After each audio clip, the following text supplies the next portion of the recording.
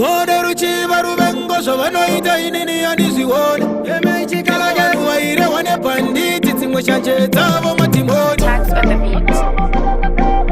Saisa vanyore baka chanda chimakai. Bakandi wana niji wina bangazi saba surprise. Success yako inoita wakumbedaka. Mumoyo nefunga tao amuna chakanaka. Saketo yutiraka simu kandoramba kudona sheku mayasa positive sivi kushisaka. Matipendiri kingi kunge sulu chaka. Yapi yangu hawaiti ime yakabaka. Andisirini wakutanga wawakamaka. Jesu chaiye ne matombo wakamutaka. Makomborero edenga na receiver. Inini na receiver. Dawari tango makuno kunge jiniva. Ese wapiliva inini no deliver. Inini no deliver. Manyisa shoko sa jona kuniniva. My blessings that easy. Mariva gandhi visa from grass to grace. From the last place to the first place. Now you know man, run the place. So that marry chete pan, no one nothing less. Oh God bless, no man curse. Naka praise against me now go reverse. Me no trust them smile, come and know them. My friend them is and them mama school first. My compare denga the receiver.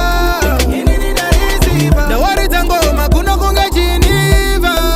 Ese wapiliva inini no deliver. Inini no deliver. Manyisa shoko sa jona kuniniva.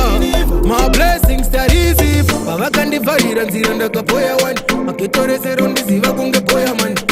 Ndini uya wa maimbo shora wani. Nasile vora kuiranda kocha kunge tola zai. Wakamboza makundi peta se kola line. Wakandi tata makatiza iwara kai.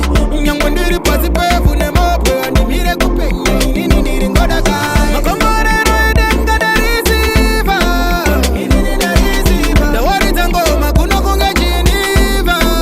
Ese wapiliva inini no deliver. Inini no deliver. Manyisa shoko sa jona kuniniva. My blessings that easy. Mariva kandi visa from grass to grace. From the last place to the first place. Now you know man, run the place. So that marry chete pan, no one